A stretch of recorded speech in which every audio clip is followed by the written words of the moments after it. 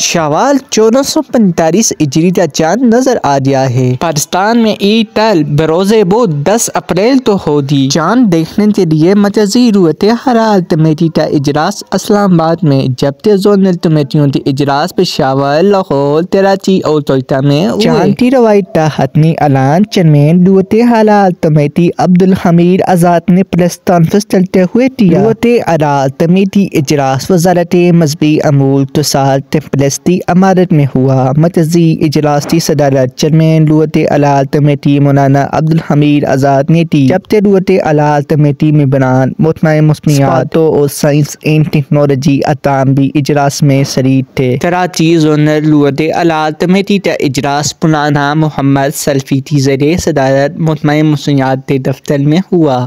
اجلاس میں اراکین کمیٹی، محکمہ موسمیات کے نمائندوں سمیت دیگر افراد شریک ہوئے۔ آپ سب کو ہماری طرف سے عید مبارک۔ آپ ہمیں اپنی دعاؤں میں یاد رکھنا مت بھولنا۔ خدا حافظ۔